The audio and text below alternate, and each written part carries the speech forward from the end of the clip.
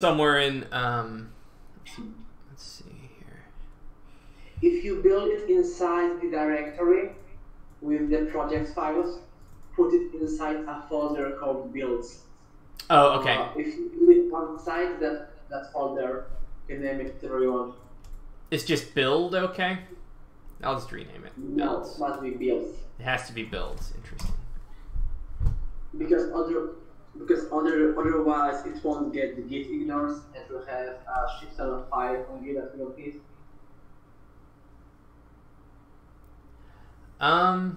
So if I try to gen a world and then it crashes before successfully genning the world, will I still get the bin beaver file that I can use in the editor? If it finishes tectonics, yes. Oh, okay. All right. Well, that makes things easier then. But I'm not sure if it will use the same seed, because bin beaver file don't save seeds.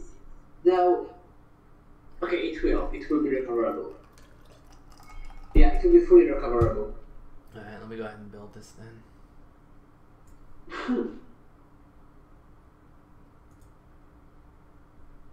Did you pull everything first? I think I did.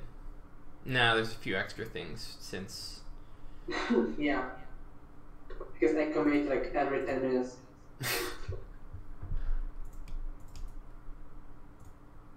Oh my. Let the floodgates open. People got pinged on Discord. Wait, what's that? Oh. Yeah.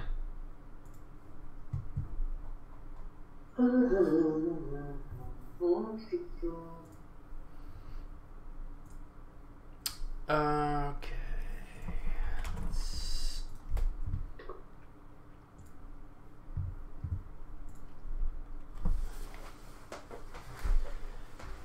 I'm not looking forward to lakes. I was really looking forward to doing all of the new vegetation stuff.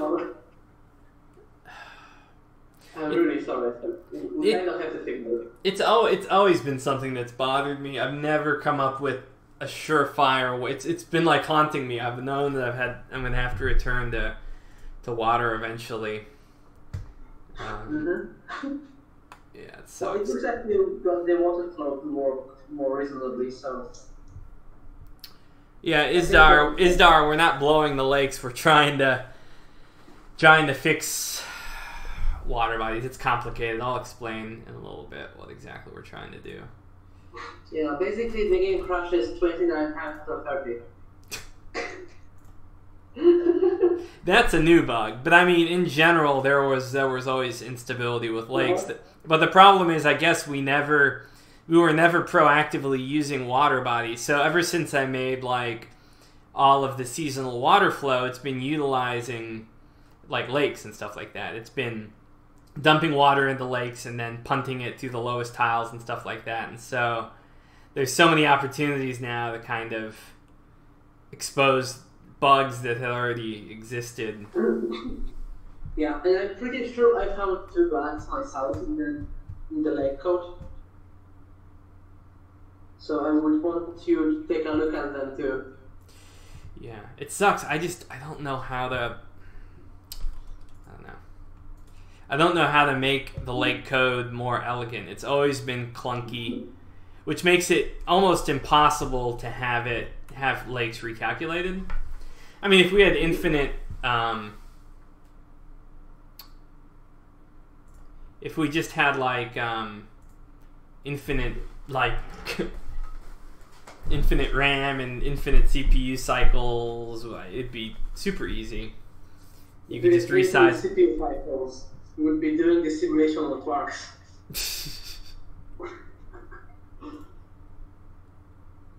Alright, let's try and launch and see what kind of. Hey, Paolo, see what kind of. What happened? No, just Windows is like, I don't know if you can trust this. Oh yeah, I don't see the stream because it's delayed and you can annoy me. Oh, okay. Oh yeah, I didn't share screen. Alright, let's see what happens. Let's just generate a default world without vegetation.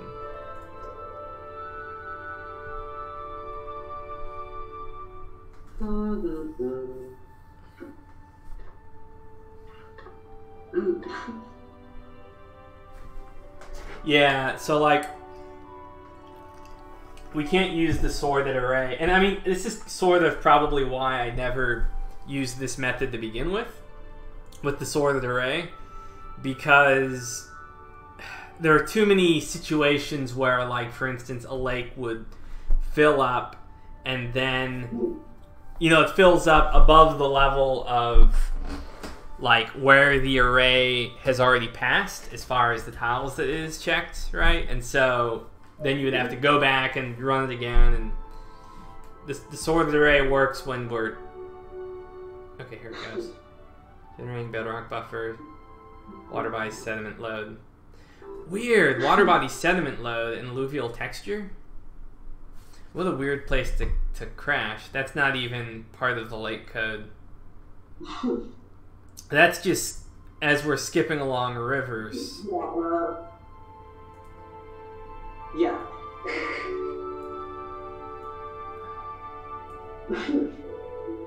If you generate like 10 words or something, you can see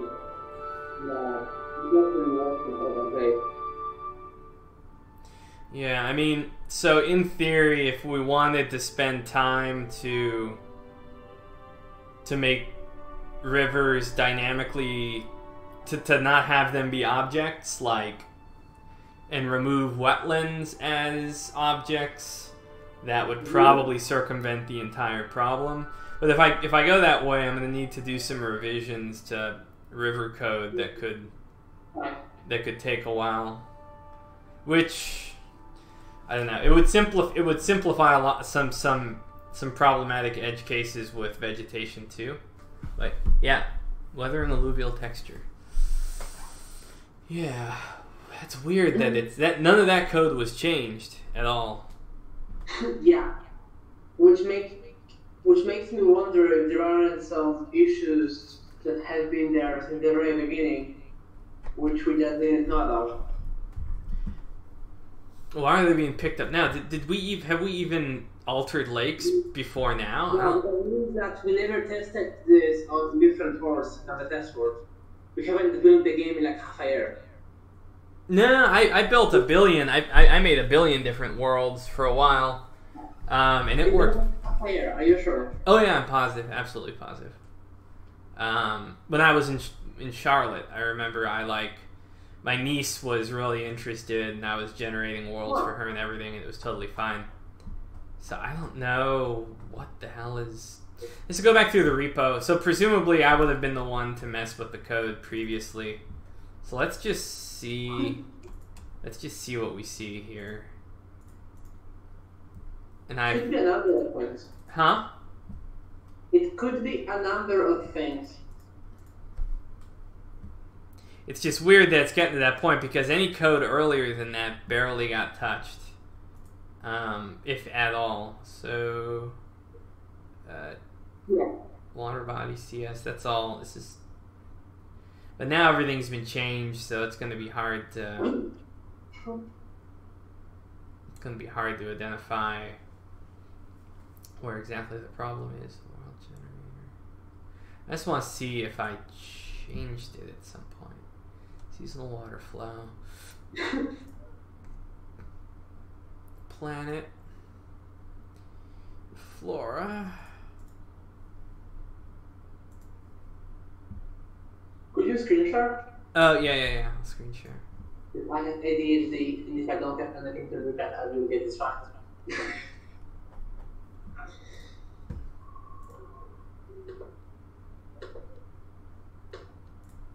Oops. Screen share changed a little bit. Okay. Okay, can you see source tree? In Isdar, yeah, alluvial soil is soil that's moved by water. But we're trying to... Can you have this call on Discord, like on the server, in the internal chat? Say again? Could we have this call on Discord in the internal chat? Because they changed something with Discord, and I'm not sure how they're like, that's it. Sure, we can try that, yeah. Give me a call from internal, I guess. Yeah. Oh, wait, why is it saying stop streaming? Am I streaming to an audience of 1? Yes, I am. Is it okay? Yeah, let's change. Oh my god. Go. Okay. I'm going to try internal. And oh my god. Stop it, Discord.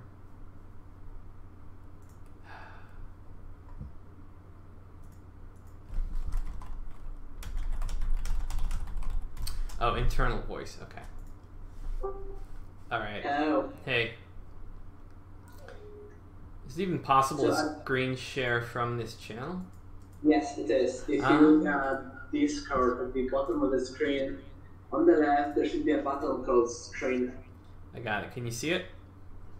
Let me check. It's loud there. Yeah. Okay. We good? Oh my goodness, I can hear. You almost fell into the endless windows. My voice sounds absolutely apparent after it's weird. Okay, so just realized last commit was totally unnecessary. I think I just opened the screen, no? I just opened it on Twitch. So here's the thing, like, I could try to fix the bugs, so to speak, or I could just rewrite, because if we want to go the way of dynamic rivers, then it's going to be the code's going to be very different, and there's no point in even trying to fix all the alluvial texture stuff. Because all we'd be doing is we'd be punting. It would purely be sort of tile physics as opposed to building rivers as objects and then moving stuff downriver and stuff like that.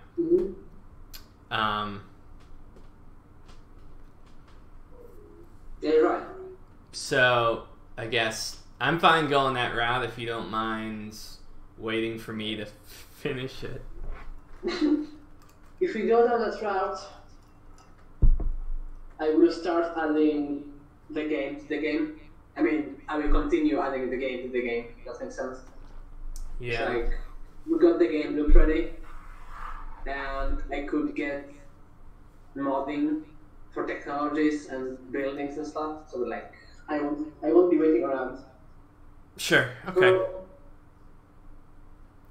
do you think there is even worth checking whether or not it's worth fixing? Fixing what? Fixing water bodies as objects. I don't know. Like, we have a lot of enduring problems. Like, and I'm thinking what we can do is just, in the process, I can modularize a lot of the stuff that wasn't modularized when it came to, for instance, generating alluvial soils. And then we can just, when we need to, we can just sort of add it into the game loop and make it so that it works both for world gen and for... Yeah, that would be ideal. Because what I'd like is, like, every 10 years in game or something, we could run some of the heftier algorithms for, like, transporting sediment, right? Okay. And that would allow us to, you know...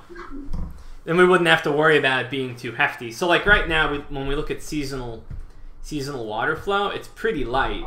But now imagine every time we run a calculation on where water is going, like, we have to have 6 more variables, right? For mineral nutrients and for organics and for silt, clay, and sands. Like, it would just get really clunky if we're trying to run that, like, every month or something. Yeah, what confuses me is why would that be any more heavy? Because if you're not moving variables on existing objects. But I mean, isn't it? I mean, you're crunching 6 times as many numbers, right? I mean, but you're not bound by crunching numbers. You are bound by memory access. Well, how?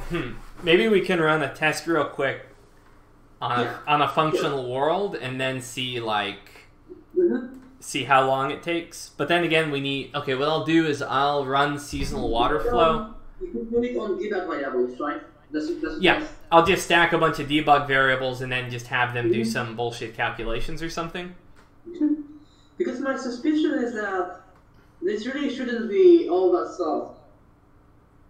Would most of the time, would most of the performance be consumed by like checking neighbors and stuff like that? Versus... So it's not like if it takes 7 milliseconds right now, it would take 7 milliseconds times 6? No. I mean, see, it's difficult to predict because it depends on how the compiler compiles it. But my suspicion is that it won't be 7 times as slow. Because when I look at this code, to me, it looks like most of the performance is lost in jumping around in memory on the list of tiles sorted by elevation. Because every tile access on that list and every neighbor access is a cache list, which needs to load all the new data.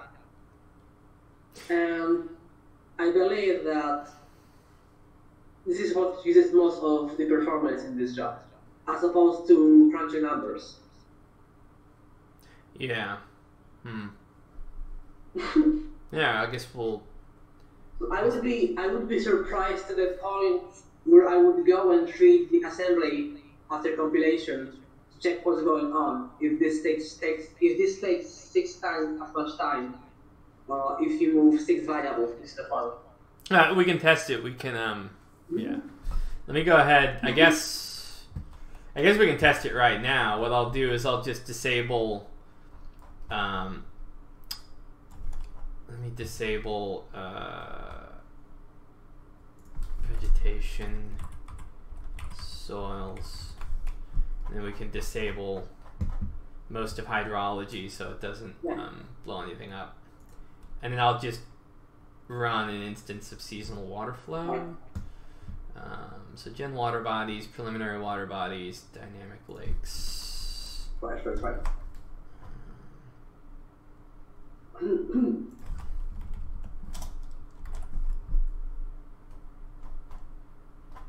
And it should be disabled because we took it out of the defines, right? What was this intent? What?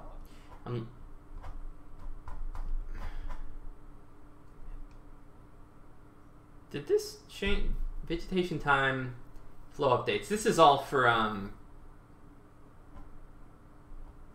where the hell did I'm not good at reading in gray. Oh, here we go. Okay. So I should be able to just run seasonal flow here for was it the flow type? Here we go, January. We'll just run January. You can run on flow type current, I think. I would run it on flow type current since it's the one you would run in game. Okay.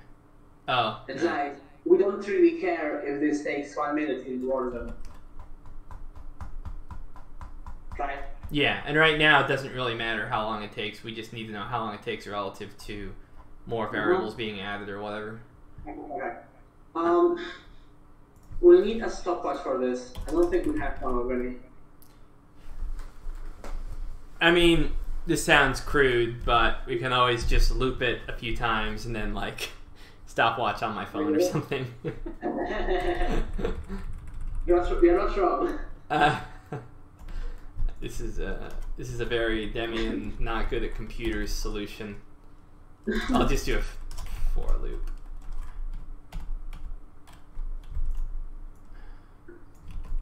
I was gonna scream at you for using a while loop. It's not fun. We'll just loop it. I'll loop it 50 times. I mean, 50? Is it not gonna take like a second? Will it? Let's find out. I think so. Oh yeah, I guess if it takes 7 milliseconds. Well, we'll find out. Well, sure, we'll do it just to be sure. Let's do 250. Hell, let's make it 500. Yeah, I was pretty shocked by how fast it was. Yeah. Okay, everyone start counting 1 Mississippi, 2 Mississippi. That's gonna be how we do it.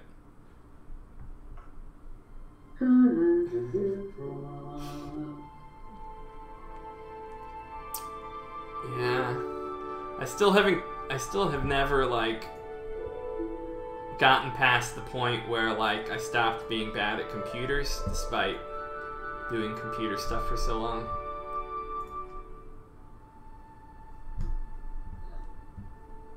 One calisecond, 2 calisecond.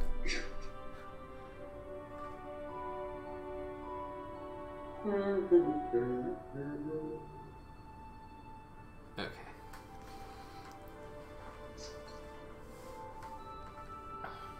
Okay, I got my cell phone out. Time it.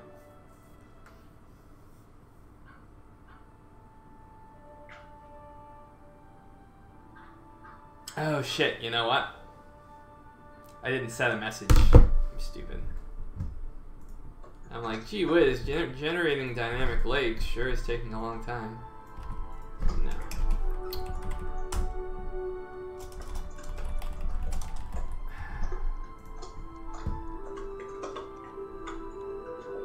Is it gonna finish?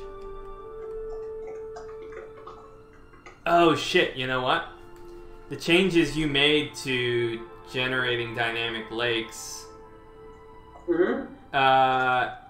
probably would have broken it, right? Until I verified. I don't think so, no, it shouldn't. Alright, well let me close Unity then. This is taking a really long time. Could you add the thing I just sent?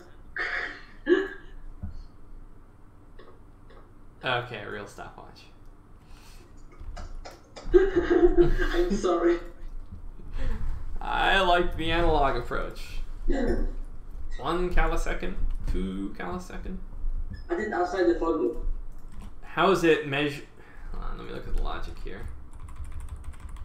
The code is supposed to be what in here, right? Yeah, the code is supposed to be instead of dynamic code, and you can remove the brackets. Wouldn't the for loop need to be inside here then? Yeah, because all it's doing is starting it and then ending it. Whoops.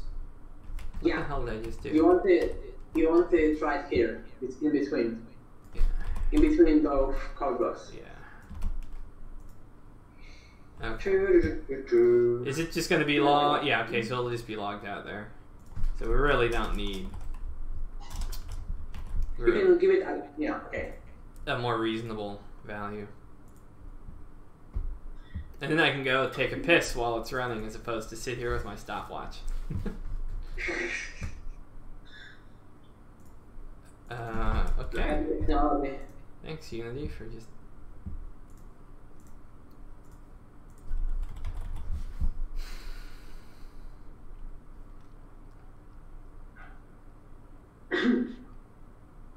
I think I'll make a utility tool for logging time. Making a what?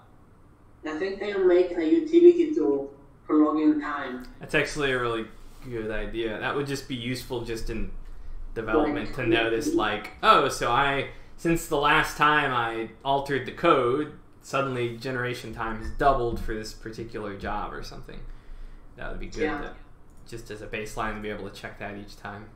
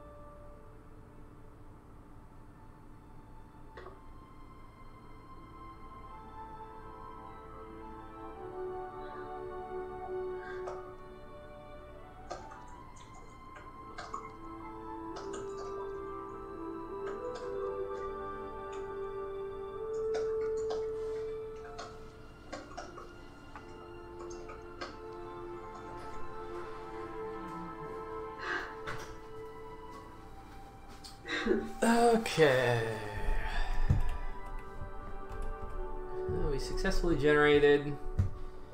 Let's check. Oops.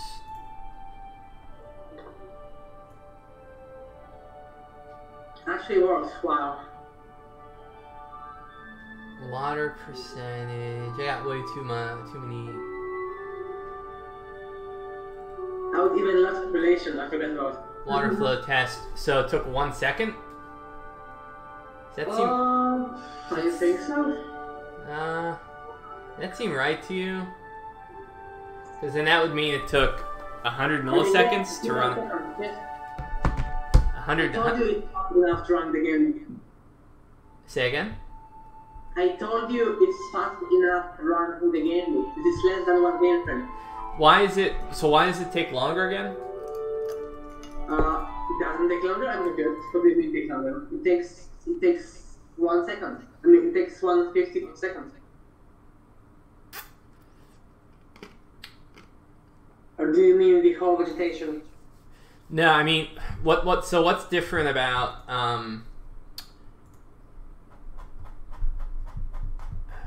what's different about these 3 functions, right? So This great. Okay, so do you see how they differ in the flow type? Yeah. Mm-hmm. So flow type January means it's writing to tile water movement January. Right. We use for the map mode. Right, but I mean, when I go into the actual code, right, I notice you bifurcated my code, or you you had a little switch case, right, to be able to stick in the different flow. Which moves to right. The question is, like, it seems like current is taking a lot longer for some reason, or maybe I'm just imagining. Current is using get rainfall. It's getting actual rainfall on the tile, which isn't just a simple lookup on the variable. It needs to calculate the deviation from neighboring climate cells. I see. Okay. Yeah. So current is the worst case scenario, which also will happen in the game week. So I think it's the best one to test. Yeah, it's the most pessimistic or whatever. Yeah. Okay. All right. Well, let's go ahead and modify the. Trying to figure out how to.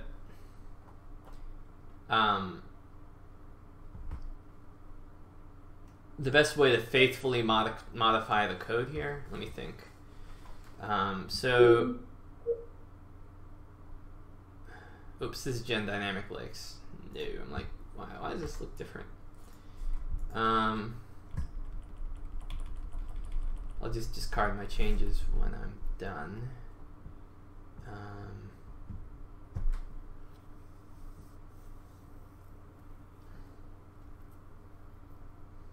Now calculate what each tile gets. You know what? This might not actually be as bad as I thought.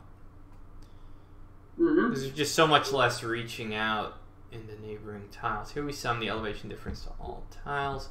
Alright, and so the only difference is really going to be here, where we then pass... oh, there's one other complicating factor, though, that I thought of. We have to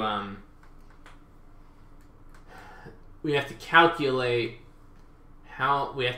initially how much, like, material gets weathered up to begin with and passed downstream. But let's go ahead and try this. Doesn't sound impossible. Huh? Doesn't sound impossible since water flows from peaks south. Yeah, it doesn't. It's definitely not impossible, but it's just a matter of like how much is it gonna bloat the runtime.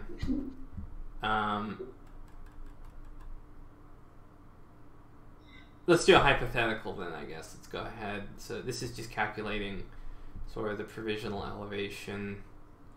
And then here's where we can just shunt in some values. Use some of our other temp floats, I guess.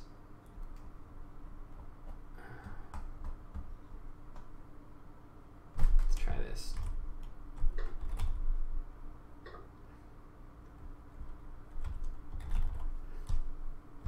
Oops.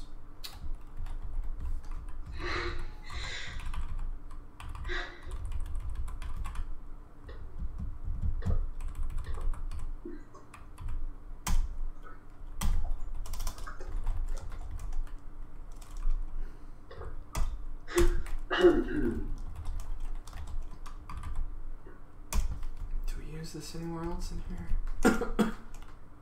We do. Oh, that's what we're using for elevation. What were we using? No, I just want to check here.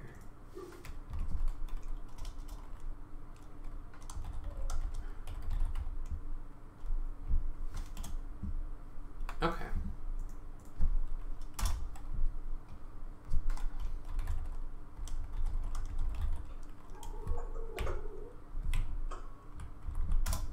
This actually could solve a number of other issues. Let's just set bogus values here.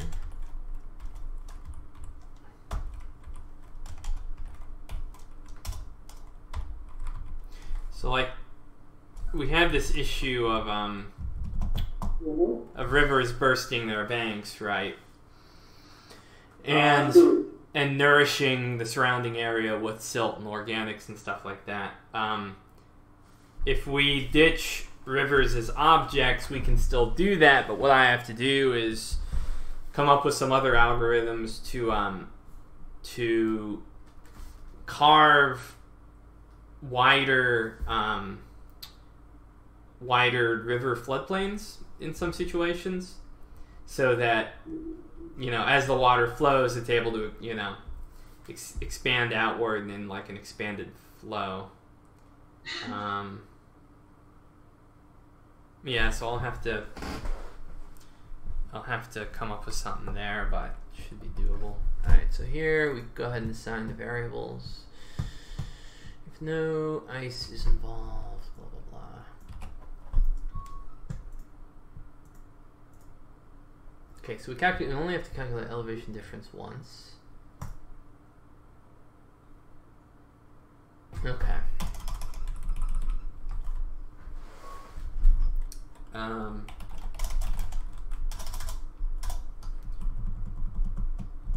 So let's just go to natal.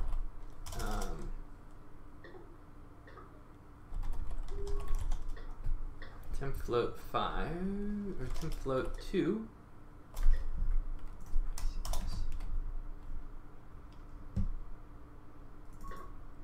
Okay, let's just do this.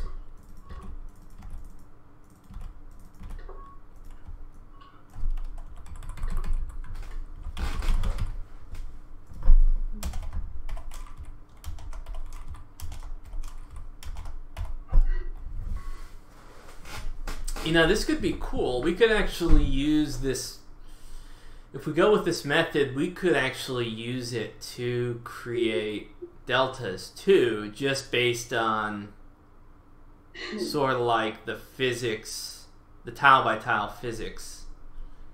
Yeah. If we're carrying sediment like this, I wonder. Yeah, sure. Yeah, I could. Okay, I'm trying to figure out a way to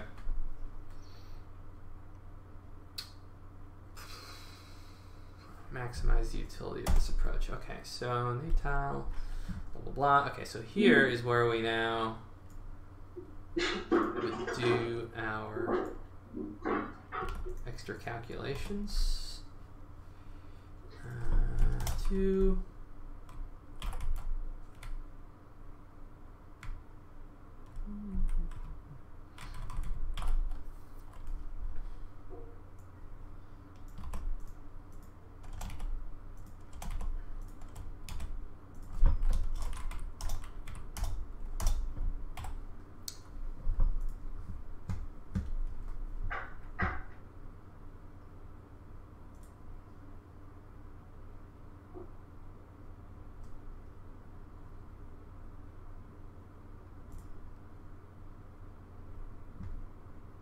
Alright, well I guess let's just see what this does. Oops.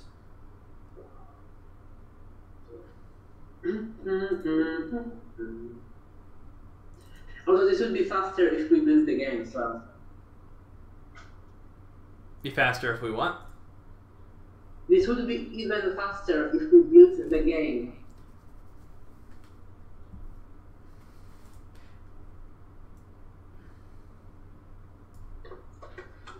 All right, so previously we had what? It took 1 second to do 10 loops. Yeah. So we'll see.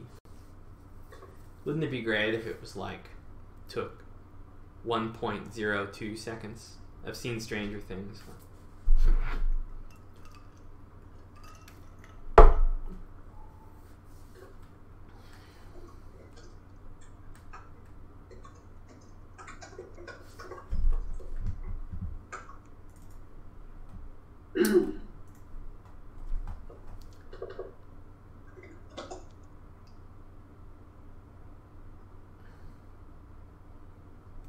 Can't tell where. Okay, water flow test. Okay, so it increased. It added about 60% of the original runtime. Yeah, and so it's like how much? 61 levels? Yeah, and I mean that was a very there's going to be more. In the crunch, probably going to have to crunch some more numbers than just that, but it's not too bad. This strikes me as something that would be very easy to optimize too.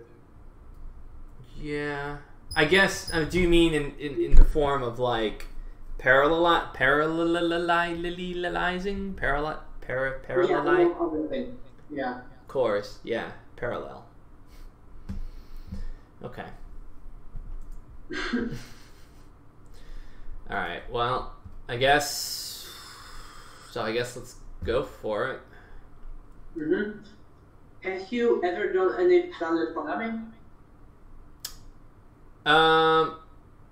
Not that much, no. I mean, if you count, like, working with Hadoop clusters, then maybe, like, with map reducing and stuff like that, but never, like, I don't think I've done any multi-threading or anything yet. It's like learning the basic rules of not writing to something unless you can have mutex around it. Yeah, you gotta make sure that nothing is going to be touching anything else during the multi-threading process. Otherwise, okay. Yeah, I'm familiar with all those concepts. And I just know that most of the stuff I've done so far tends to not lend itself very well. But catchments, or watersheds seem to be sort of an ideal candidate for that kind of stuff. Okay, so I guess first order of business be generating dynamic lakes. Oh, I don't want to do it. Yeah, I wonder.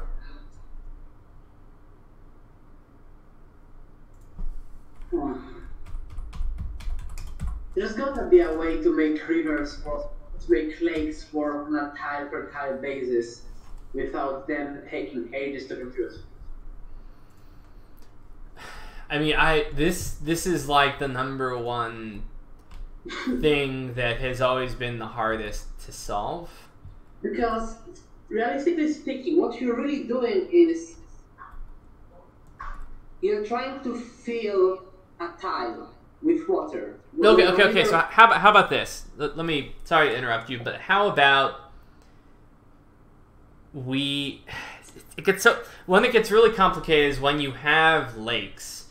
So like if you just have a lake that simply fills up and overflows, that's never been too big of a problem. You could almost even like pre-calculate like every potential lake in the game, right? And be like, this is its maximum fill, so let's go ahead and sort its the tiles that are potentially part of this lake, so that if we want to build out the lake, all we have to do is dunk, go down the array, fill it up. Yeah. Where it gets confusing and aggravating is when you have a lake that is also potentially 3 or 4 other lakes, because you have multiple lowest tiles, and the lakes then cascade into other lakes, which then fill up to eat up the old lakes, and that's where it gets like really that's where it starts to get screwy and confusing.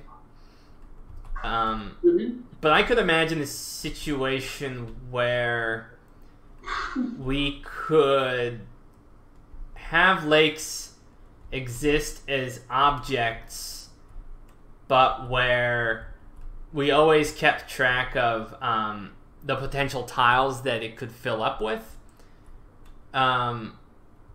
which would make it way easier to, for instance, fill up lakes and then drain lakes. I don't know how to get around the problem of having lakes consolidate with one another. Because that was always like, there was always this weird kind of stuff where every time a lake filled up a tile, it then had to say, wait, stop, check all of the nearby neighbors. Wait, is a nearby neighbor also a neighbor tile to another lake? Oh, how full is that lake? You know, it just had all of these extra checks every time you wanted to fill up just one stupid tile. In order to avoid a situation where two water bodies would be next to each other, but not then consolidate. Because then you would have these weird situations where, like, a lake is right next to another lake. This lake is 10 meters higher than this lake because your algorithm missed the fact that they were next to each other, right? Yeah, I know what you mean. And the only way for me to ever get around that was to write a whole bunch of really clunky, inefficient code and then lock lakes in so you never have to revise them, so as to avoid having to execute that super clunky code ever again. And I don't know, if we can put our heads together to come up with just some better way to do that, I'd be relieved. But so for instance, I can imagine a situation where we would stop before we even run the water flow code. We could check all of the tiles which are sync, right? All tiles which have no neighbors which are lower than itself. We can have a map for that. We can have a map mode for that now. Make a what? We have a map mode for syncs now. If you go to map modes, like the arrow with more map modes. Oh. And scroll down to the very bottom. There's a sync and peaks map mode. Syncs. So these are all the syncs? These guys, yeah, I assume. Right. So this is the perfect example of what I was talking about. Wait, but what is the blue? The blue is a peak underwater. Cyan is a sink underwater. All right. Red is a peak on land, and green is a peak on land. So this is like the perfect example of what I was talking about, right? Where you have like, oh look, so this looks like one big lake. In fact, it has all of these used to be their own water bodies, which were built, expanded, or destroyed, and eventually swallowed up by whatever lake was technically had like the highest sink or whatever. And like, so let me think through the logic of this for a second. So I think we could pre-build this lake tree, so to speak. So what you're saying is having a subordinate lake tree or something like that? Oh, will pre-calculate which lakes would actually eat up other lakes, maybe, or something like that? Yeah, I think we could pre-calculate all possible combinations of lakes as they fill up. Yes. For both land and ocean. And this could actually maybe even make it possible to like add global warming to the game with receding shorelines. Yeah, because I guess then technically you would say, oh, the sea level went down, so we automatically go to the tile which is highest in the ocean, and then we say, how high are you relative to your neighbor? So we have this many tiles in the ocean, which means we reduce the water level by X amount, and then we check again and say, oh, okay, well, what's the next neighbor? So rather than previously the model, which was extremely clunky, meant checking the entire shoreline to find the next guy which was lowest or whatever. Mm-hmm. Whereas if we had the pre-sorted array, assuming that we're not changing elevation values, then we could theoretically, raise and lower the ocean. And have it be... It wouldn't be any less performant than just... it wouldn't be any less performant regardless how big the ocean or water body might be. Yeah. So I think we should assume that elevation error change, because that just simplifies way too many things. And if we want to add dynamic mountains, we can change hilliness to simulate like to simulate like difficult movement for units. Yeah. And armies.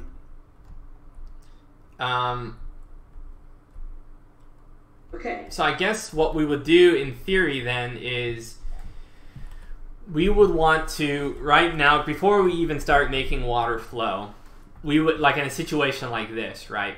We would go around, evaluate all of the sinks, maybe even like sort them from highest to lowest, so that we could even make lake objects out of them or whatever, sort them from highest to lowest.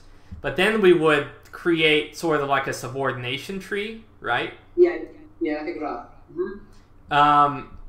And then that way we could say like, all right, so you are going to end up being subordinate to, let's see, when we do start getting the water flow, we want to figure out what ends up in each sink, right?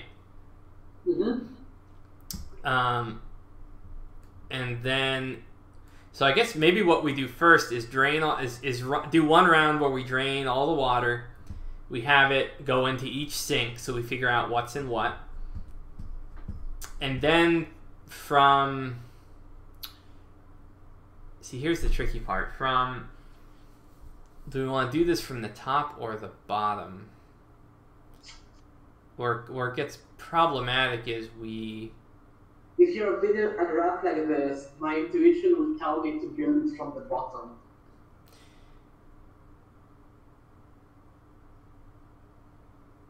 Yeah, but then what happens? What happens if, for instance, like let's say this guy's on the bottom, and we start filling it up.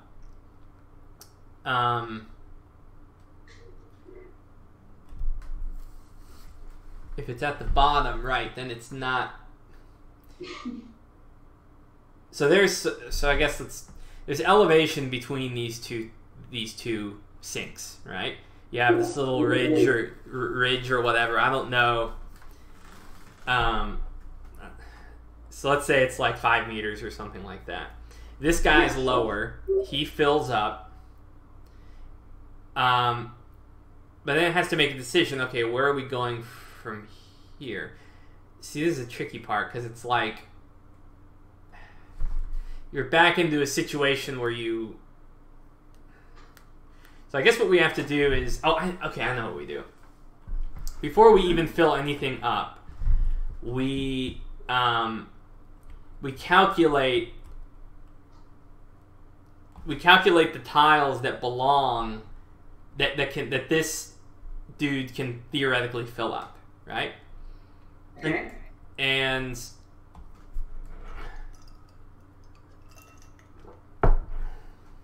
no, but see, here's what gets tricky again, because at some point what's gonna happen is it's gonna find it. So let's say it fills up these tiles, right? Okay. And then this is the tile that ends up draining over to this sink.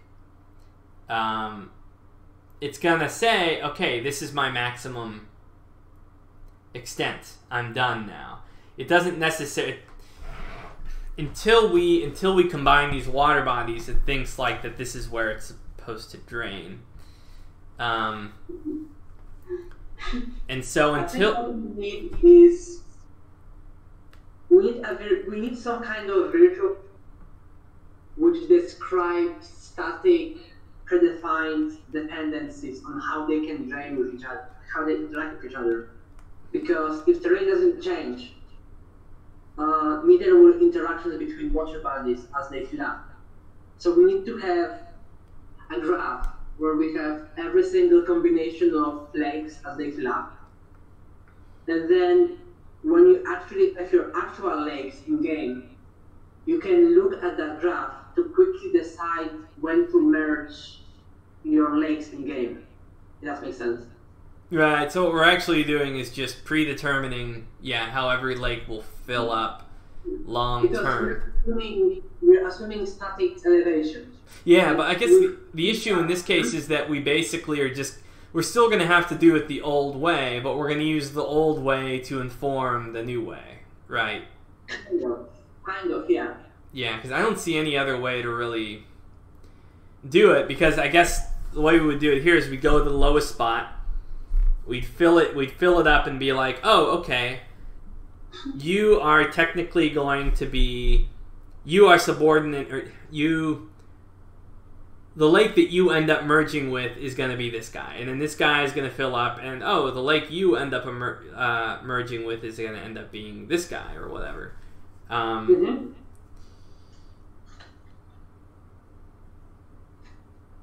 Yeah, it's complicated. I think this can work. It will. It'll just. It just have to. It's not gonna be a simple algorithm, but I think it will be fast, and I think it will work. Yeah, and I guess the key is that we really want to be able to.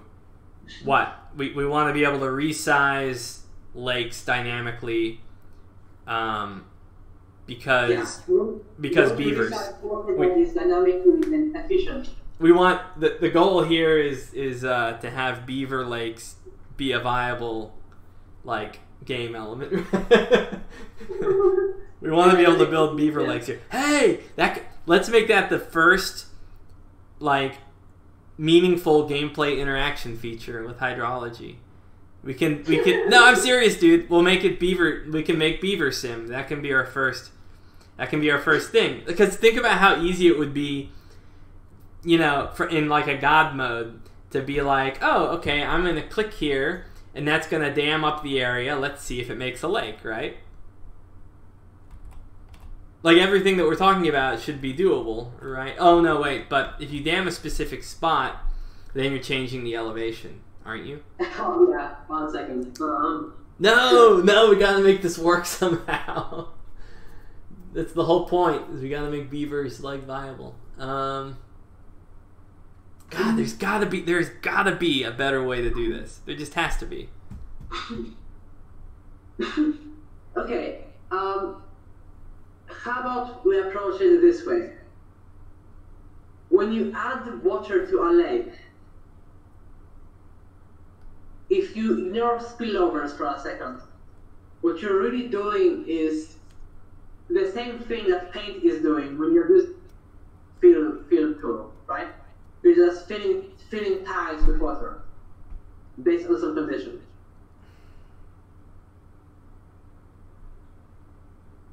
And wait, can we hold on a second? Maybe we're thinking about this wrong. What if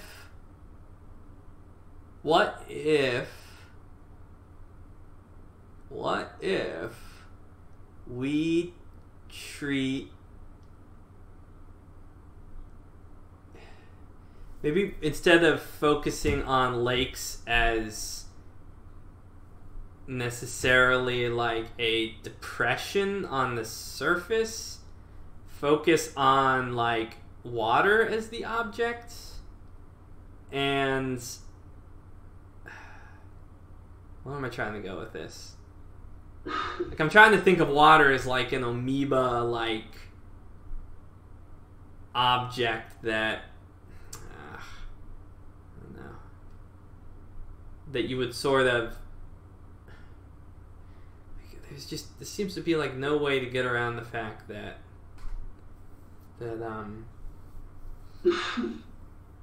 lakes just can't be, there's no decentralized way to do lakes, it seems. Unless there's some more economical way to do the ripple method or something like that, but I just don't think that's true. So what if every time you did the ripple method, you what if, what's the issue with the ripple method? Well, the ripple method, it kept going back and forth, and it gradually, it worked like a ripple in a pond, right? You throw a rock, and it gradually, the wave gets smaller and smaller and smaller until eventually you have a steady surface. But, what if we,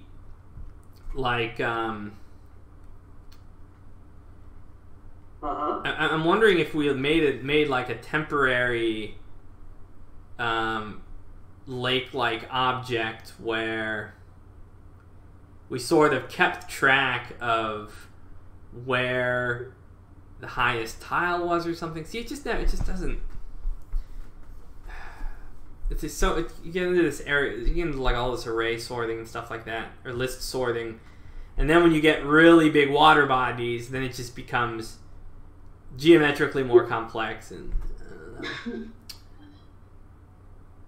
then that's why we just have to make them static at that point, because recalculating a lake every month or something just becomes non-viable at that point. What was the problem with predefined lakes? Beaver dams, right? What's that? What was the problem with predefined lakes? Beaver dams.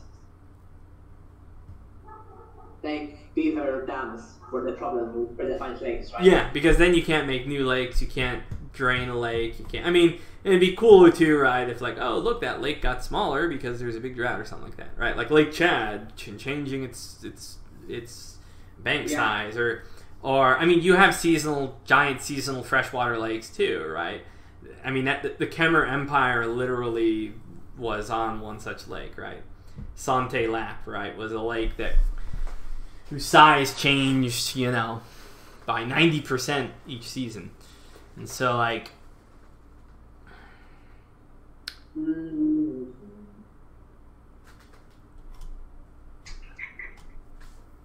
okay. But we know that if we resize a lake, right, it could just end up turning into a bunch of smaller lakes, and that's a problem. That's where it gets complicated. But well, if we had the predefined graph, we would know how to split it based on its water level. Yeah. It doesn't play well with beaver lakes. Right, because then you don't have... We really want it to be decentralized. Right, exactly, yeah. Okay. Unless... One of the macros I made. Well, what if... Can we come up with some kind of contingency for beaver lake situations? Like, alright, so I try to make a beaver lake now, so let's say you're going to try and dam a certain spot, right? And then... We could make beaver lakes like gigantic projects so we can justify recalculating the graph for water bodies. Yeah, exactly. It can be something, because it's not going to be something that necessarily is super common, recurring calculation. Yeah, if a beaver lake is something that happens 4 times on a single world, which is like Tenochtitlan or something, then it shouldn't be an issue. Right. And so theoretically, I mean, in this case, like, if you make a beaver lake, you're just sort of like reevaluating whether a lake gets made, and then you decide whether you want to build a new graph, right? Okay, that's good. Okay, I think that's gonna work. The question is, so then you have to decide, like, the beaver lake, you have to then come up with criteria with how a beaver lake can be destroyed, right? So, okay, the dam would have to be the place where the beaver lake could be destroyed, and so you need a trigger in which you would reevaluate, right, whether you then need to dismantle the graph or whatever. Yeah, and beavers should be allowed to let the water flow through the lake. Right. They should be allowed to let the water spill in huge amounts to, drain the lake and ground shovel. And control the level. That would be handled by water flow, so that would be performance. And we can have a variable on the graph too. This is artificial, or this is natural, right? And so a natural lake, you wouldn't expect would be destroyed. That way, for instance, because if you made a beaver lake, what you would expect would happen, let's say you make your beaver lake, so boom, this is a spot you'd want to dam, right? So you have a beaver lake back here. You're probably going to end up in that beaver lake with multiple indentations, which even after you drain the lake, you have residual water there. And then you have to be able to eventually evaporate that water so that it isn't around anymore. And it can be tagged with something like a variable for... well, then wouldn't it be a lake already? Maybe not. But yeah, we can tag them with temporary variables, and then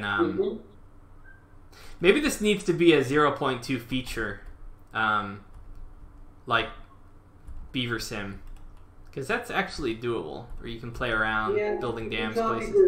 Because the gameplay loop is almost ready. Not almost. You can actually enter the game in Observer, pick a character, just don't have interactions with it. Do you want to see your water flow? Do I want to see what? Do you want to see your plants growing?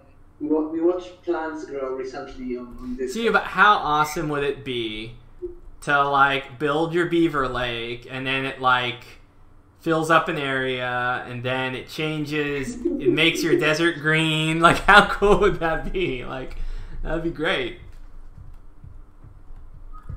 I don't know. Maybe I'm just too excitable about beavers. I mean, dude, look at the beaver lake potential here, dude. Oh my. That's here. How about over here? Here's some more beaver lake, glacial beaver lakes, baby. Yeah, this whole area. Yeah, this could be great.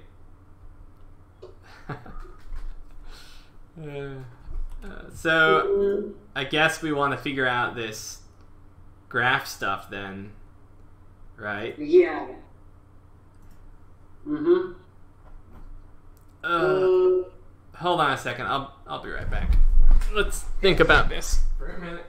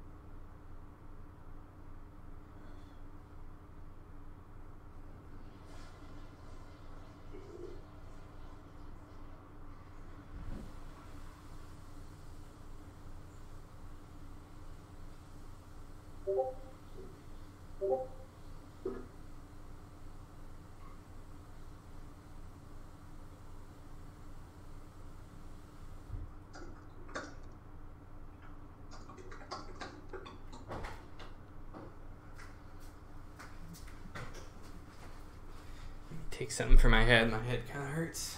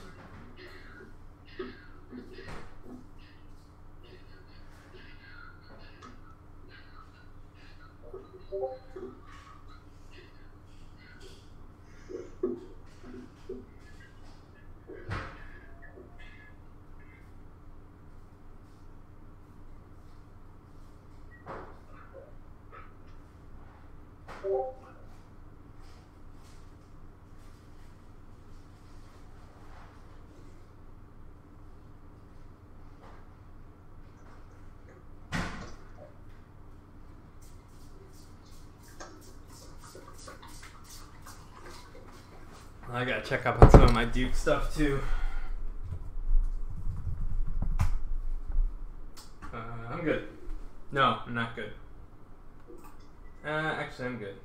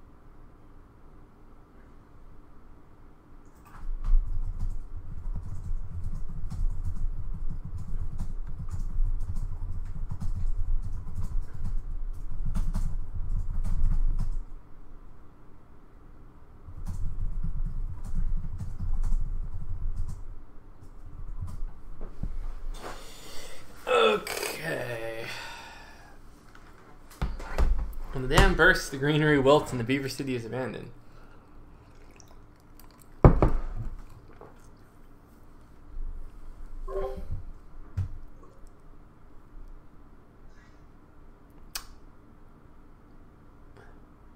Yes, yeah, polar ice. That was something that we talked about. Even if you look in the illustration of the high beavers in the race profiles, you'll see that humans tend to form mutualistic relationships with high beavers, and also humans tend to because there's already hydrological infrastructure constructed by beavers. The high beavers, humans tend to make settlements downstream of high beavers and sort of act as sort of vassals in some cases. So yeah, for sure, I'd love to have that kind of dynamic. The beavers control the headwaters and so kind of control the destiny of these humans, but it's just too good of an opportunity to pass up having all of that water management infrastructure already in place. All right, anyway, I guess, so yeah, let's figure this out, Cal. So...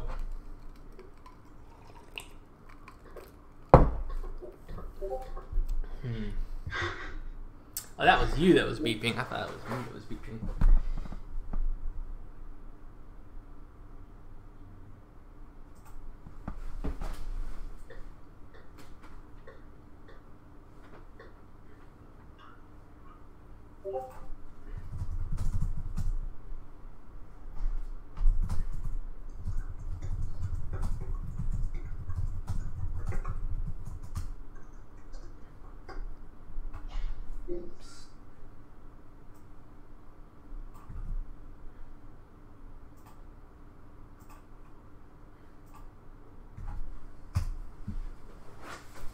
Okay. Alright, I guess let's spitball a bit, Cal, on how we want to handle these graphs. I think what we also need to do is if we're gonna do dynamic resizing lakes, we're gonna need to figure out. Let me think. If you maybe show these things, Matt? Oh, yeah. More useful for this. Let's go with a more humble example, right? We also need to consider how it works with glaciers. With what? With glaciers. Oh, for fuck's sake. So we can cheat. I've been thinking about cheating. So I guarantee the reason that Lake Code is breaking now is glaciers. Guarantee it. Why? I mean, you can see how it gets really screwy, right? Because you have all these weird situations with lakes sitting on top of ice and stuff like that, and it's like if we wanted to get around this, one approach we can take is find where the sinks are in lakes and then fill them up with ice and always make it dome-shaped as opposed to pimpled all over the place. And basically just sort of erase lakes as it pertains to glaciers, right? That would be the easiest way to remove that screwy kind of situation, but I don't know. No, I mean, how do we... Okay. Right. Because presumably we want glaciers to recede too. We want what? We want the glaciers to recede in the summer, Yeah, so that's another issue, right? We need some kind of rules pertaining to... glacier expansion and the glacier... But that gets problematic because... Yeah, ice gives me a huge headache because then depending on how your ice, like based on micro variations on your glacier, you can then end up with ice creating every season. I mean, when you're changing ice, you're changing elevation, right? Like that's the problem, right? And so now you're making new potential places that lakes can form, right? So we go to the surface. So let's say your ice expands out to here, and now you have a pocket where a new lake should exist, but oh wait, no, it can't because we don't have a graph structure for that, right? This is the fundamental problem with changing ice. And I guarantee it'll happen every single calculation. You're going to have new lakes trying to form, because that's what happens in the real world too. Mm-hmm. I mean, I don't know how to deal with that.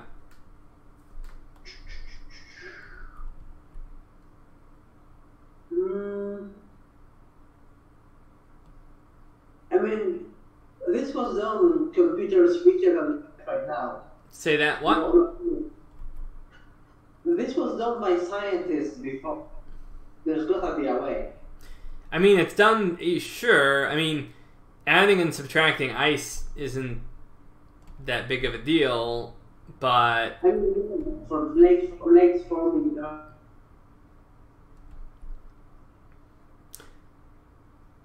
Yeah, but there's no way to reconcile. It's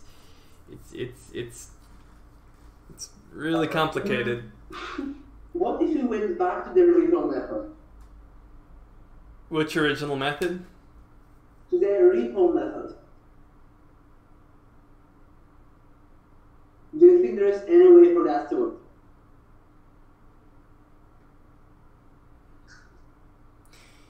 It could, honestly, if we could find some kind of decentralized approach to this, then yeah, then you can.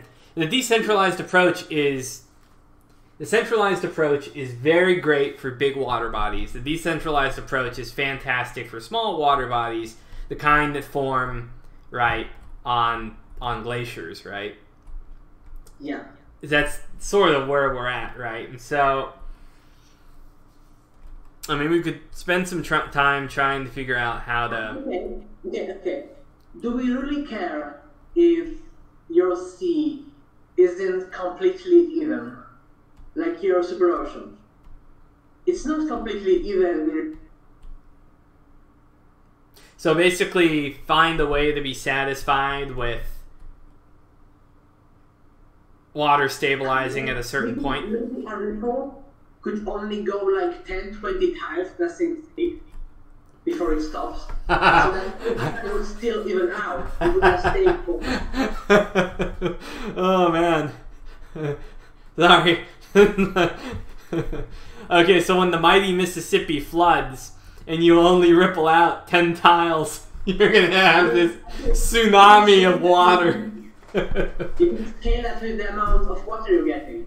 What I'm saying is that you don't need to look over the entire ocean for every dinky river, right?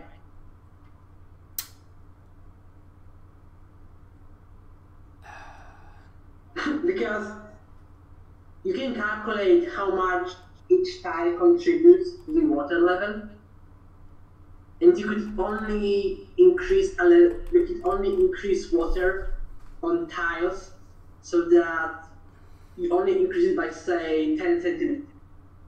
So that if you give Mississippi, you would flood the field for, I don't know, 1,000 tiles. But if you get like right. a small river in Sweden. Right. So what you're saying is that you would continue to flatten it based on the volume of the water that you have in that tile. Yeah. You'd be like, okay, there's a column of water going up 10 kilometers, so we need to flatten it. And you keep flattening outward, and so I guess in some cases it could bounce off of stuff if you have. You don't even need to bounce it off, because what you can do instead is you can take your tile. You can notice that you have 10 kilometers of water, and then you run a step to distribute it evenly on tiles of your water body before you let it trickle. Wait, I totally missed all that. Say it again. Okay, so What the hell happened here? let's say, could you show me a big river, like flowing into the ocean? Okay, how about the one running off the ice sheet here? It's pretty big. Sure.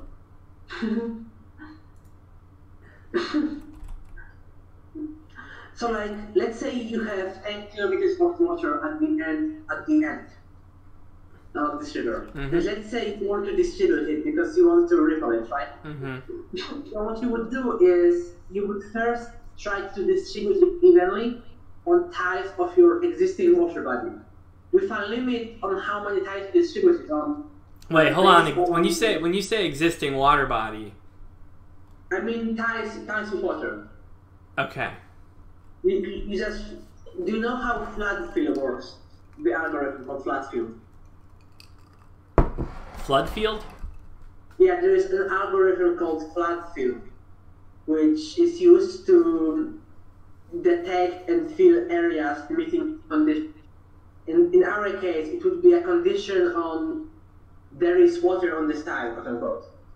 So, like, you would get to a tile with water, and then you would reach out to all the neighboring tiles with water, and you would keep reaching out until you count, say, 1,000 tiles. And then you would divide your water that you have to distribute by 1,000, and you would apply it to every single tile that you reach. Okay, so you would say, all right, we have X amount of water, so now what we're gonna do is instead of distributing it immediately, we're gonna estimate how many tiles we need to count out to based on the volume of water that we have, right? Yeah. And then you would go ahead and say, oh, so we've reached this many tiles, so we're just going to go ahead and flatten it. So we're adding 1 cubic meter or whatever of water to every tile or whatever. Yeah, this way it won't scale. This way it will scale better with oceans. And I guess what you could do theoretically is, if you find that the tile that you filled up, so let's say you fill up a space. Okay, so you could have sort of like an if-else condition, where so you have a bunch of water flowing in, and you're like, okay, we need to fill up this area now. So water hits here. So then we're like, okay, we have enough water to justify checking a total of 1,000 tiles. And so we go ahead and count the 1,000 tiles. We count for 1,000 tiles. Oh no, we've only gotten 156 tiles. We at this point have to decide where it's going to overflow. And if we don't have that preset graph structure, now we're in a situation where all of these tiles need to find where they're going to drain. So then we have to check the entire coastline. Because where is it going to ripple? Where is it going to overflow, right? I feel like all we're really doing is just sort of having to remake lakes every single time in this case. When it drains into the ocean, okay. But yeah, I don't really see how it's gonna work.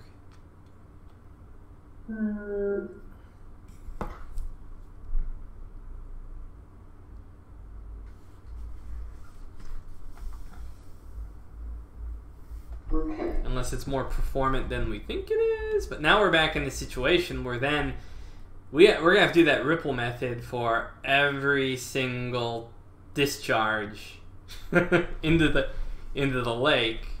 And so part of the advantage of having the lake as an object is you just plunk all the water in, and then at the end of everyone plunking water in, you evaluate how much water you have and whether it overflows. Yeah, the disadvantage of having a water on lake is having to keep them and work with them. So, did we have an issue until we started talking about changes in ice? I don't remember. I don't think we did. We still have the issue of beaver lakes, right? Yeah. So, by the way, there's possibly a cheaty way to... I think we can... Remember we were gonna... With Beaver Lakes, we were going to make new graphs or whatever? That would like be... today? Say again? Like today? Are we talking about our ideas or something else from the past? Our idea. With Beaver Lakes creating the new graph. Okay, yeah. And then labeling it, okay, this is a destroyable whatever, right? So if we want to potentially... Okay, so this is what we do to avoid the ice problem, is we make sure that there are no ice sinks anywhere in the world to start. And then we... No ice sinks. Huh? No ice sinks. No, so yeah, so this is just hypothetical, right? And what we would do is we would then sort of have a little loop or whatever to smooth things out, so we have a nice... Huh? I have an even better idea. Okay. How about we just not run lakes for ice? Okay, so there's a couple things there. See this guy? Yeah. This guy? This ice is creating a lake-like situation due to its... I think that we're gonna assume that there can be no lakes on glaciers. But ice can... Right? So ice dams are like a real thing, right? And... Ice what? Ice dams? Yeah. And so... We found water bodies under ice. Well, I mean, even if we make sure that there's no water bodies on or under ice, we still have water bodies which exist because the ice comes out, blocks the water from draining, and then causes the water to accumulate. Okay, then what were you trying to solve by banning sinks on glaciers? Well, so the idea was to have sort of... Well, the original idea was to have like a median ice value that you sort of... In runtime, you could increase or decrease, but then the median ice value would be your permanent value or whatever that you would run your calculations off of. But then that doesn't work if you want long-term global warming or cooling, right? I don't think with glacial expansion there is any... If we have long-term glacial expansion or contraction, there is no way to reconcile that with the graph model, I don't think. Yeah. I think that's just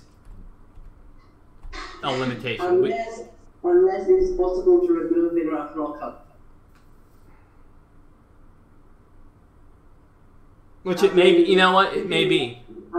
Sorry? It could be. We could come up with a compromise here. So for instance, we could... If you expand the glaciers, presumably 99% of the update.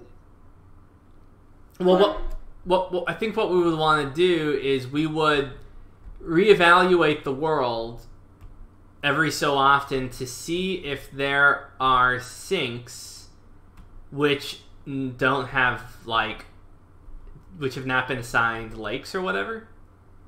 And if that's the case, then you know it must be a new sink that was generated by something, right? Ice or whatever. I think it's going to work, even with quite frequent updates in glaciers. Because we only need to update the graph locally. We don't have to update it for everything. Sure, right. So if we find that changes in ice only generates like 2 new sinks every year or two, then that's not too complex for determining. So the only problem is when we end up with the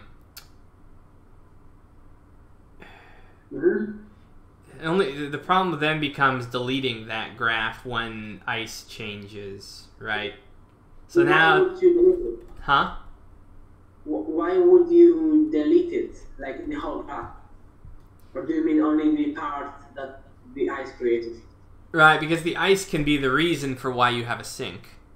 Okay, that's fine. That's fine. We can just have a static storage for all sinks we have in the world.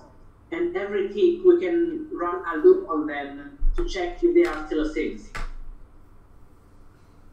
And if they stop being things, we'll know to remove the lake they correspond to. Yeah, but something's sticking out to me for some reason. Like, because, so let's say we have an ice dam, right? Yeah. And we remove it. So the issue is we have effectively updated where technically the lowest tile is for that given sink. So we're in a situation where anytime we delete ice, we're going to have to be like, are you neighboring a water body or something? If you are neighboring a water body, that water body now needs to reevaluate whether it is has been significantly modified, and then recalculate it. Yeah. Right. Yeah. Yeah. And then maybe it is, maybe it isn't, but see, this, you can see why ice becomes such a headache. How many water bodies next to specific floors? Quite a few.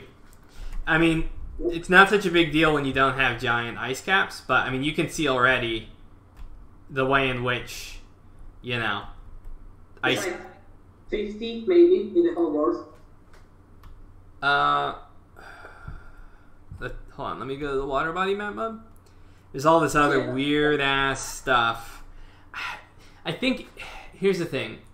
If we're organized in the way that ice expands, to make sure it doesn't have a gazillion indentations all the time, it could make things a lot easier on us. But you'll see once we check water bodies, look at all this interesting stuff. Yeah, is this intentional? Huh? Is that water body on the very pole intentional? In general, yeah, because you have isostatic compression, uneven isostatic compression, which creates all of these. What does it help with? What's that? Why is it there? Like, what game mechanic will it help with? What kind of simulation does it influence? I mean, not any, really. It's just a natural byproduct of the system.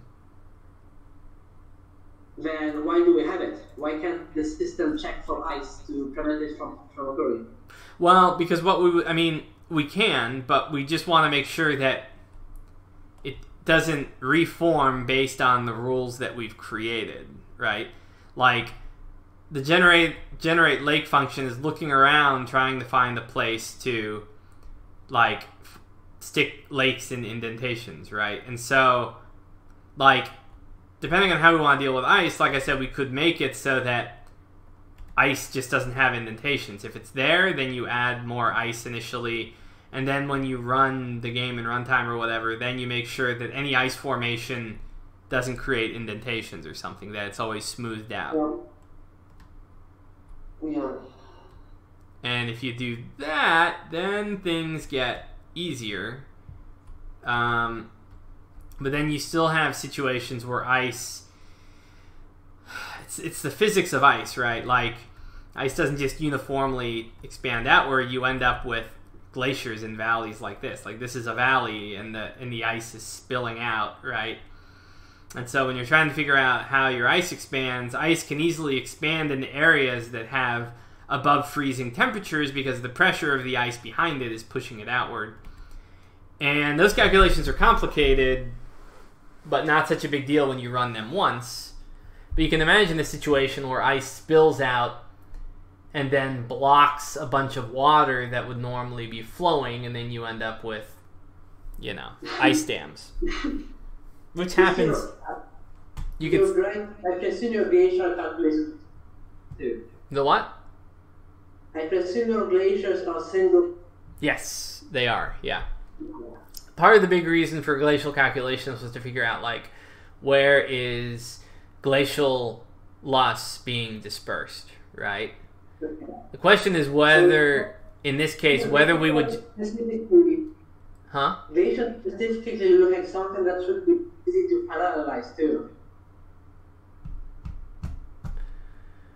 Just moving ice around, right?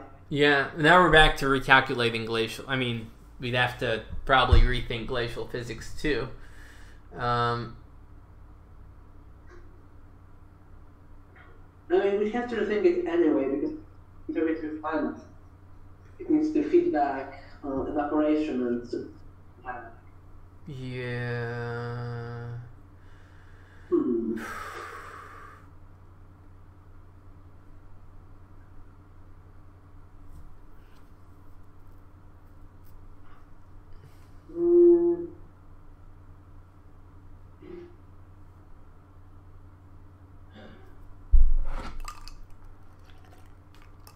Is it like how it's so easy when you decide that you want to make one thing dynamic, you have this knock-on effect where then the thing that it's relying on or associated with then needs to be made dynamic too, and then oh wait, that thing is now associated with this other thing that needs to be dynamic. I think people would be kind of disappointed in the glaciers for dynamic. Say again? I think people would be disappointed if there's sea level were dynamic. Yeah. If we were having like long-term temperature changes. I mean, the other possibility is that like you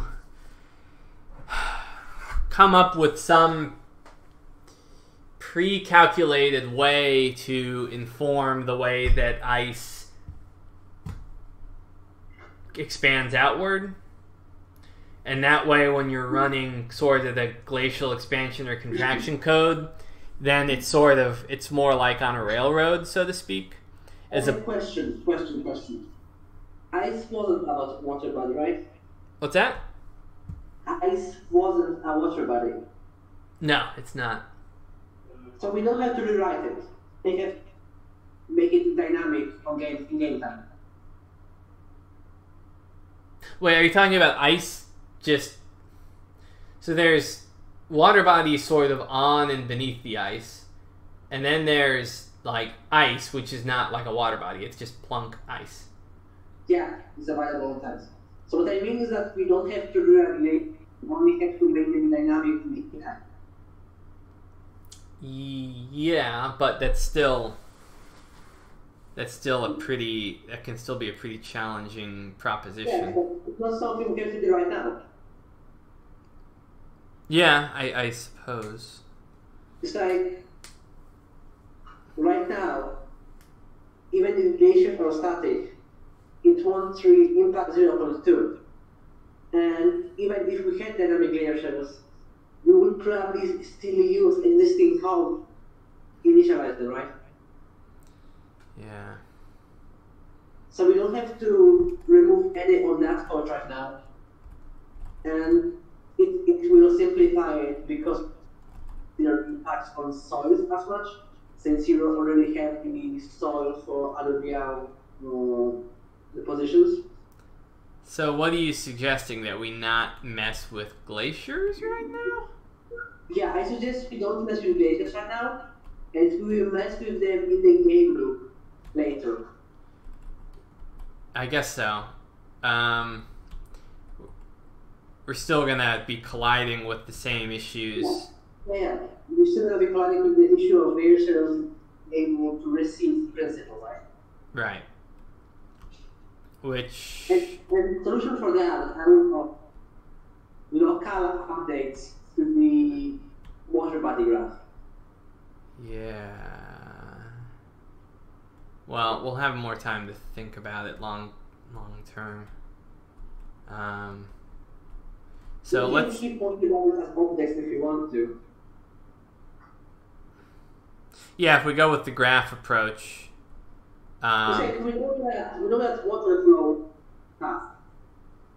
We know that what? So we know that water flow is extremely fast. Yeah. So we can assume that water body means specifically lakes. Yeah, water. So we can assume like that water bodies are just going to be like lakes. Yeah.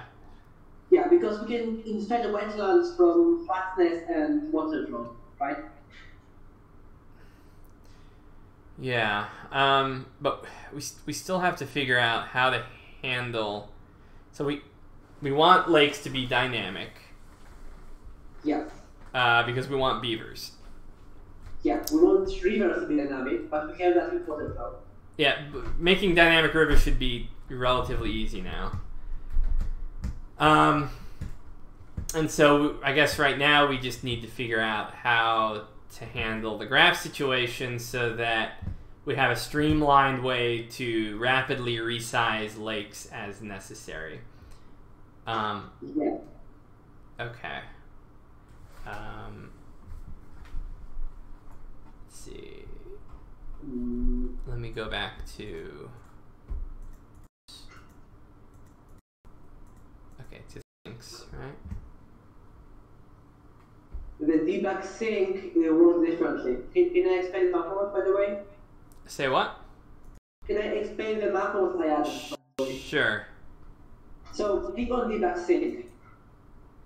Debug sync. Debug peaks and sync.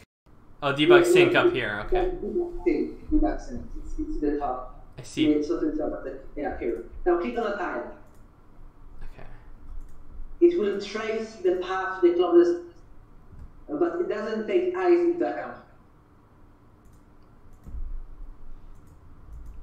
Is this sinks or is this peaks?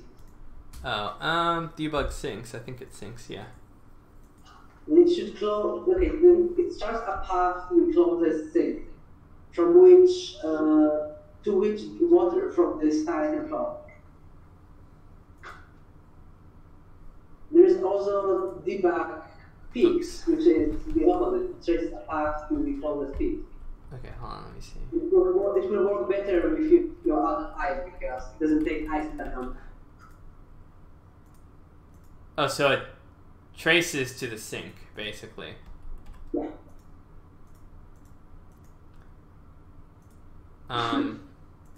It will follow rivers if you know. Right, yeah. River. So if we check here, we can see it follows the river, right?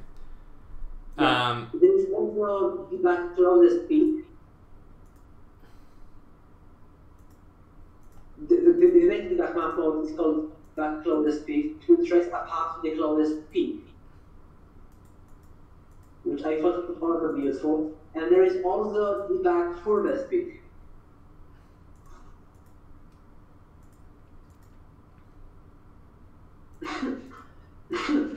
Which is something I wanted to use to explain my idea on how to water flow. But theoretically, this tile would be getting water from tons of different locations, though. Well, yes.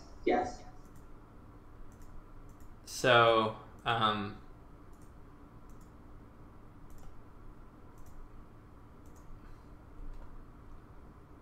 that's funny.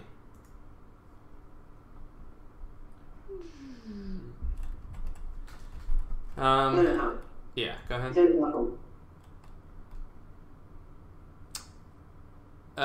William, if you're new, this is Songs of the Eons. It's a game that we're making that relies on authentic world generation. Yeah, and right now we're trying to figure out, we're trying to revise our water bodies. Right now we've disabled a lot of the world gen, but you can see we have water moves around the planet and stuff like that. And when lakes are formed, things get complicated. We're trying to revise them. So, okay, so how does all this...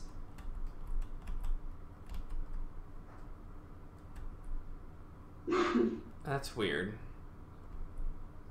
What's weird? The lake code is just acting funny because I think these guys should have connected and eventually drained into the ocean. Maybe. Something's gone real weird lately. I don't know what the deal is. Oh no, I remember. I think. Yeah, when the lakes are formed, there's no overflow yet. Then when we run the rivers again, everything drains again, and then the rivers are created. Anyway, all right. So I guess we need to figure out how we want to handle all this. Yeah. So we start out, I guess, by identifying every sink. We create them as distinct potential water bodies, right? Mm-hmm. And then I guess we would want to kind of make them. What if they were more like modular and? No, I guess we do want to make them. We want to ensure that there's always a hierarchy. That's the whole point. Modular. Like that you could break them apart and plug them together. But if elevation's not changing, it's irrelevant. There's always going to be a deterministic relationship. Mm-hmm. I feel almost like I just need to start coding this. But like, okay, identify all the sinks. We say, okay, you are now a water body, and you can be active or inactive based on whether there's like water in you at a moment, right? But then we run the algorithm. So we got these 3, 1, 2, 3. Let's figure out who's the lowest here, actually. So your elevation is negative 78. Your elevation is negative 46. This is a bad example because this is all technically below sea level. Well, they didn't know why you didn't reach the ocean.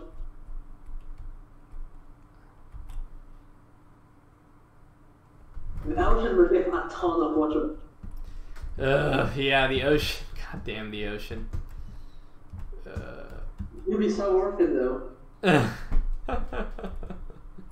One thing at a time. Alright, so let's say, what's this? This sucks because all we're dealing like almost entirely. Well, so here's another thing. We need to be able to evaporate lakes, so we have like Sea of Gilead type situations. Yeah. Where you have a below or like Dead Sea where you have below sea level lakes, or you have areas that are below sea level but just don't have any water in them. Mm-hmm.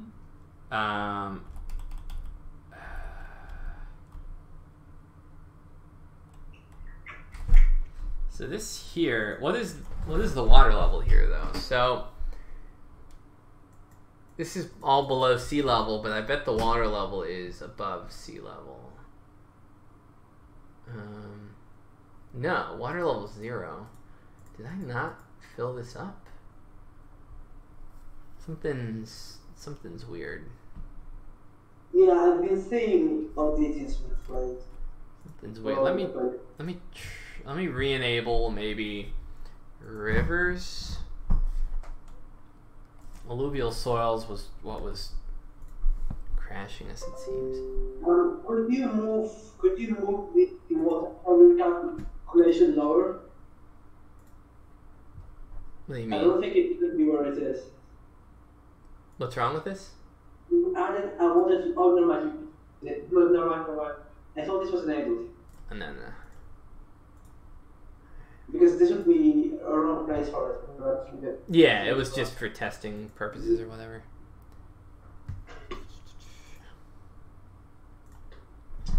Hold on.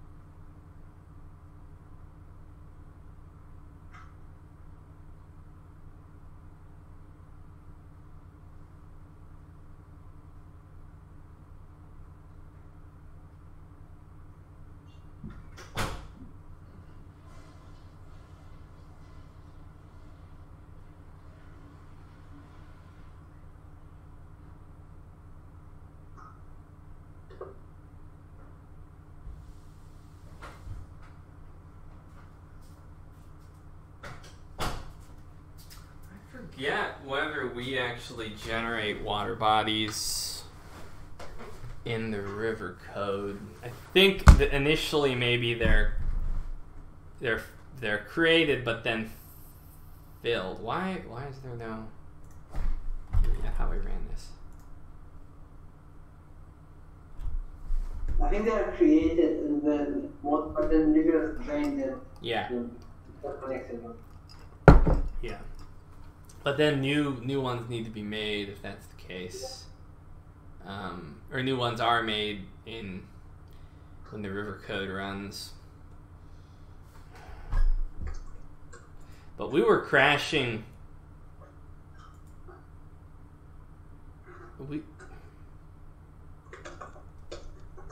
Oh, you know what I think happens? Okay, let's see. I think what was happening was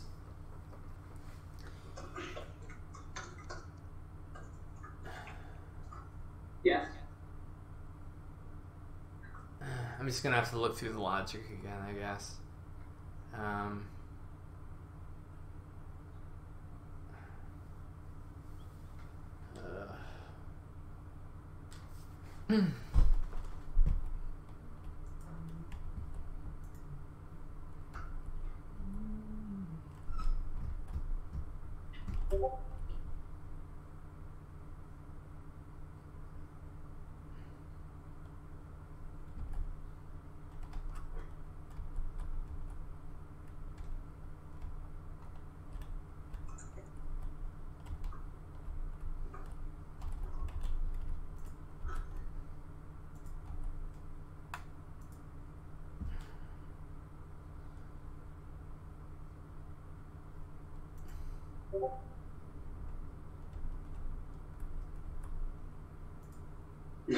Fuck, that's not right. That can't be right.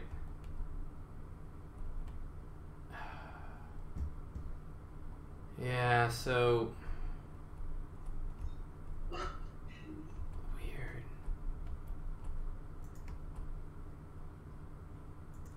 Water level 0. That was the poor ones. Yeah, see, look, this isn't right. Something got real borked with all the water body stuff. I don't know what it is. Really weird. Alright, is this supposed to be a water body? Maybe I broke something in the most recent patch. Yeah, that's gotta be the case, because it wasn't this screwy. Alright, I guess just I gotta rewrite it anyway. We can cancel the last change. I would prefer to keep it and change water bodies sometimes into actual water bodies. That makes sense. I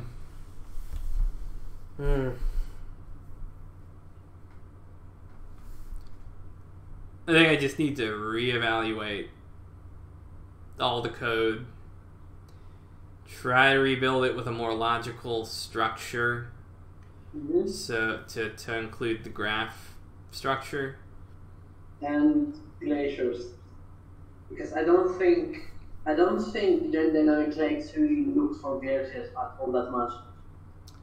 So Gen Dynamic Lakes was made. Then I went back in time and did glaciers. Then it broke lakes, and I'm like, oh fuck. And so then I went back and then bootstrapped it to try to work with glaciers, and and that's part of why we're here now, right? And then it never quite got right with glaciers, and oh my goodness, the water bodies are so broken. Yeah, there's too much duct taping of water bodies. We have watershed. We have floodplains everywhere. We have what? You have floodplains everywhere. Which is, if you select the water bodies, not good. Oh yeah, I saw that. There were like wetlands everywhere. Oh, you got the wetlands. Yeah.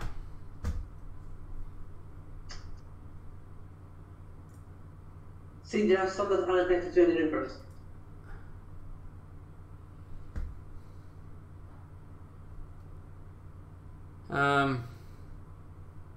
Alright, well, I guess I'm just probably make myself some dinner, take a break, and then try to just redo lakes.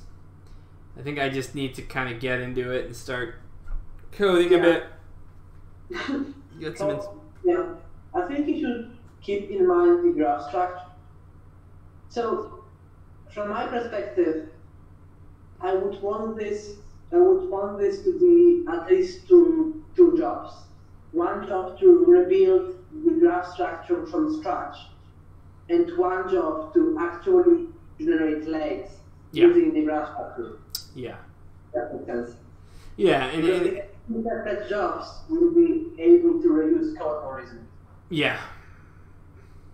But I mean, so the graph structure, like we would, in theory, the graphs, like I imagine when we build the graph structure, we would essentially have like water bodies, right? We would have these objects, quote unquote, and then initially we would build in that first job. We would build the graph structure by making water bodies, assigning them one tile which corresponds to their sink tile. And then we would go ahead and we would connect them to all of the other water bodies that are part of their graph, so to speak. And so we'd have like, it's like, right, like a lake here, and we'd have like sink here, here, here, here. And then we would, I feel like they could be,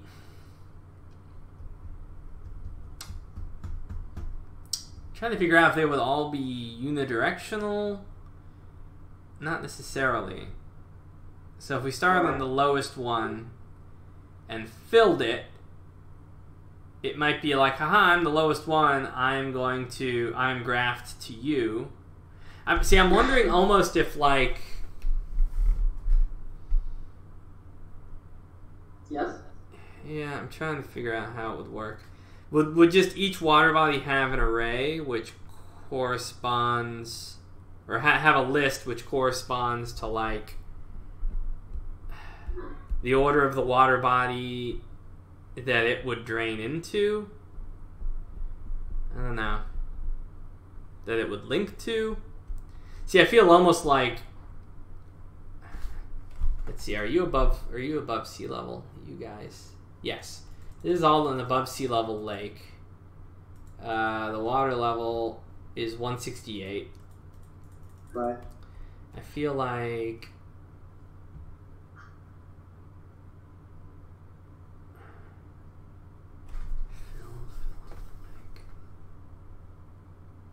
almost in the process I need to like fill up each of the sinks to the point where it has a drain tile, and then stopping, and then like sitting back and like looking at it and being like, okay, next step. It's so hard to conceptualize when you've got so many sinks in one.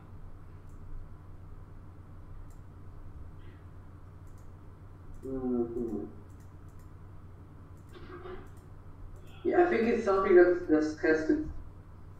I think you just have to start coding, because we can talk all day, but there are probably issues from here. Yeah. Now, this platform doesn't take ice into account, because I didn't know if your fakes took ice into account, so I decided to not take this. You have to take ice into account. Yeah, it does need to take ice into account. It's still better than nothing. Huh? It's still better than nothing, I guess. Yeah. I mean, I can tune the map mode just to like... I mean, all you're really doing is you're asking, are there any tiles which are lower than me? Yeah. Okay. Alright, well that's it for now. I'll try and come back and toy with it. We're going to see it for now. That's okay. Yeah. And then we'll see where it all goes. Alright. Anyway, I'll see ya. Goodbye, everybody else on stream. I'm gonna make myself some dinner, and then maybe I'll work on this later, but I'll probably stop streaming. Either way. Right. Bye. See ya.